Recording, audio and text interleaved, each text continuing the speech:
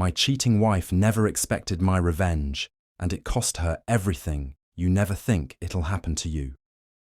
After 15 years of marriage, I thought my wife, Emily, and I had something unbreakable. We weren't perfect, but we'd built a life together, a beautiful home, 2 kids, and a business we both poured our hearts into. I sacrificed so much for her.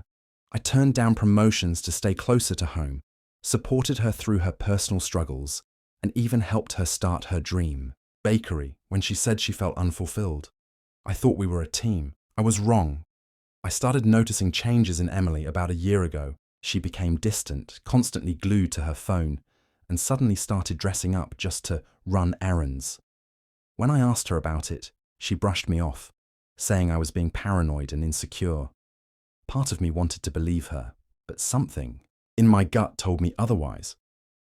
The breaking point came when a friend sent me a photo. It was Emily having dinner at a fancy restaurant, laughing with another man. The caption read, "Thought you should know." I couldn't believe it. I felt like the air had been sucked out of the room. My first instinct was to confront her, but I held back. If she was cheating, I needed proof. I hired a private investigator, and within weeks, I had all the evidence I needed: pictures, texts, and even audio recordings. Emily wasn't just having an affair. She was deeply involved with one of our bakery's suppliers, a man named Greg. To make matters worse, she had been using our business accounts to finance her outings with him: expensive dinners, hotel stays, and even jewelry. I was furious, but I didn't want to act out of anger. Instead, I devised a plan. Emily thought she was untouchable, but she was about to learn otherwise. I stayed calm and pretended nothing was wrong, even as I pieced together everything I needed to dismantle her life. One day, while she was out, I met with my lawyer. I'd already made up my mind. Divorce was inevitable, but I wanted to hit her where it hurt the most. The bakery she loved so much. It was in my name. The house she adored, also mine, thanks to a prenuptial agreement. Emily had no idea how vulnerable she was. The moment came when I confronted her with everything: the photos, the texts, the financial records. I'll never forget the look on her face when she realized she'd been caught. She started crying, begging for forgiveness, saying it was just a mistake and that she still loved me. But I wasn't buying it. I told her I wanted a divorce and that she'd be hearing from my lawyer. Here's where things took a surprising turn. Just when I thought I had control of the situation, Emily dropped a bombshell of her own, one that changed everything. Update 1. After I told Emily I wanted a divorce and presented the evidence of her betrayal, I expected her to fall apart. What I didn't expect was her response. She looked me dead in the eyes and said, "You can't leave me. If you do, I'll make sure you regret it." At first, I laughed it off. What could she possibly do to me now that I had everything lined up? But then she dropped her bombshell. She was pregnant. My mind went blank. She was crying now, insisting that the baby was mine, that we could work things out, and that she was willing to leave Greg if I would just give her one more chance. My gut told me not to believe her. After everything she'd done, how could I trust her? But there was also that nagging thought: what if the baby was mine? I couldn't just walk away if it was. I told her I needed time to process everything and left the house. My lawyer was the first person I called. He advised me to request a paternity test as soon as possible. "If she's lying, we'll know. If she's not, we'll deal with it," he said. Meanwhile, Emily's behavior took a turn. She went from apologetic to manipulative in a matter of days. She started calling me constantly, sending long emotional texts about how much she loved me and how this baby could be a new beginning for us. She even tried to guilt-trip me by bringing our kids into the conversation, saying things like, "How could you break up their family over one mistake?" But I wasn't falling for it. I focused on gathering more evidence and making sure my kids were protected. I sat them down and had an age-appropriate conversation about what was happening. I didn't mention the affair, but I explained that Mommy and Daddy were going through a tough time and that things might change. They were confused and upset, but I reassured them that I would always be there for them. As the days passed, Emily's true colors began to show. She started getting desperate. One night, she showed up uninvited to my temporary apartment, crying and begging me to come back home. When I refused, she screamed that I was abandoning her and the baby. It was a side of her I hadn't seen before, vindictive and erratic. I finally received the results of the paternity test. My lawyer called me and said, "You're going to want to sit down for this." My heart was pounding as he continued, "The baby isn't yours." I felt a strange mix of relief and rage. Relief because I wasn't tied to her anymore, and rage because she had tried to use an unborn child to manipulate me.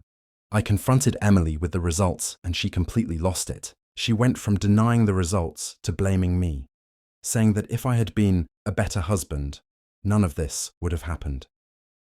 At this point, I was done playing nice. I told her I was moving forward with the divorce and that I wouldn't be swayed by her lies anymore. Her reaction? She threatened to ruin me, saying she'd go public with stories about how I neglected her and drove her into Greg's arms. She said she'd make sure everyone believed she was the victim. But here's the thing. She underestimated me. I had spent months preparing for this moment, and I wasn't about to let her take me down. Update 2: after confirming that the baby wasn't mine, I made it clear to Emily that any attempts to manipulate me or tarnish my reputation would backfire. I had already armed myself with evidence, not just of her affair, but of her reckless spending, deceit, and toxic behavior throughout our marriage. I wasn't about to go down without a fight. Emily, however, was relentless. True to her word, she started her smear campaign. Social media posts began popping up where she painted me as a neglectful husband and an absent father. She claimed that my workaholism had driven her into Greg's arms and hinted at how I was abandoning her and our kids. What she didn't know was that I had screenshots of everything. Her texts with Greg, proof of her lies, and evidence of her attempts to manipulate me. I decided to fight fire with fire, but not in the same petty way. Instead, I focused on controlling the narrative. I met with close family and friends and told them the truth before Emily could twist it. I showed them the evidence I had, not to drag her through the mud, but to ensure they wouldn't fall for her sob stories. It worked. People who had initially sympathized with her began to distance themselves as the truth came out. But the real turning point came when Greg's wife got involved. After hearing about the affair, she reached out to me and we exchanged information. Turns out, Greg had been promising Emily the world, talking about leaving his wife and starting a new life together, but it was all lies. Greg had no intention of leaving his wife or his cushy suburban life. Emily had been nothing more than a fling to him. I could tell Emily was unraveling. Her social media posts became more erratic, alternating between self-pity and outright rage. She even tried to turn our kids against me, telling them I was the reason the family was falling apart.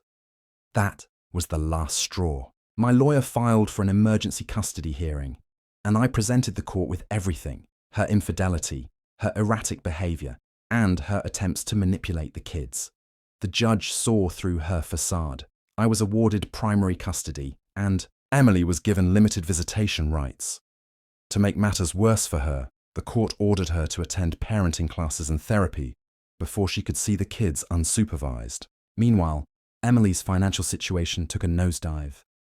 Greg had cut her off completely, and she had no job or savings to fall back on. She even tried to take me back to court to demand alimony, arguing that she had supported me emotionally while I built my career. But my lawyer was a bulldog. He presented evidence showing that she had never contributed financially and had, in fact, drained our resources with her reckless spending. The court dismissed her claim, leaving her with nothing. In a desperate move, Emily tried to publicly shame Greg, exposing their affair and blaming him for ruining her life. But instead of earning sympathy, she became the subject of gossip and ridicule.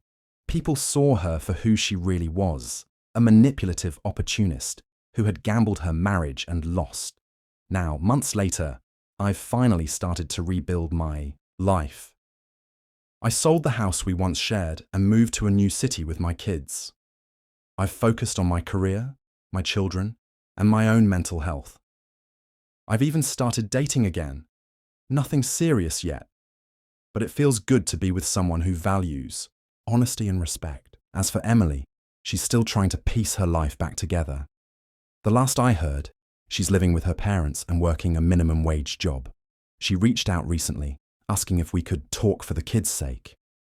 I didn't respond. Some people might call my actions revenge, but to me it was justice. Emily made her choices, and now she's living with the consequences. What do you think? Did I handle this the right way, or should I have done things differently?